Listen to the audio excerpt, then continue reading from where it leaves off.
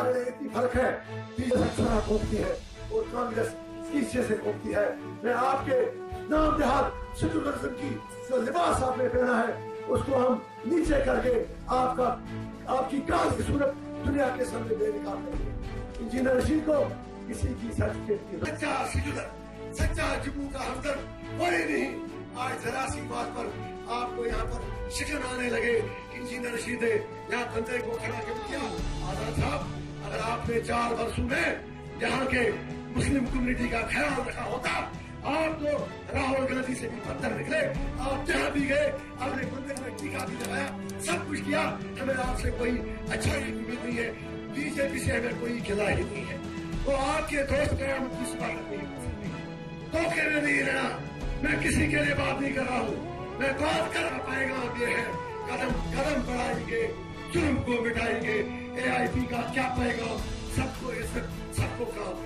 मेरी गुजारिश ये है, कम से कम इतने वोट हमें दे दोगे कि मैं फिर यहाँ आपकी धरती में सर उठा के आऊं। आपको मुझे वोट देना है, इनको नहीं करने मेरे साथ।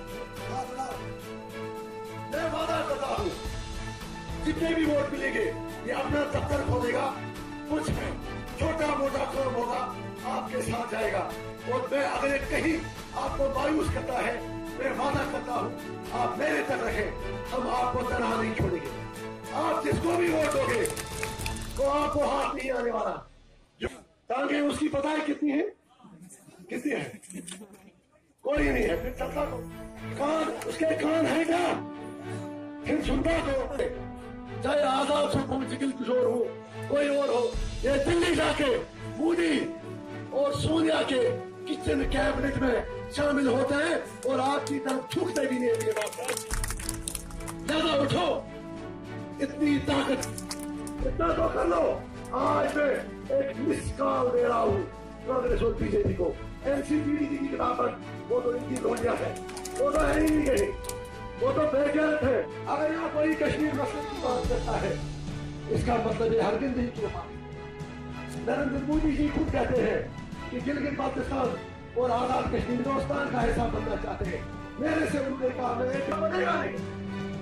आप कुछ कहते हो कहते हैं हमारे आपने देखा नहीं कबड्डी मैच खेला आपसे, मैंने कहा एक ही तरीका है।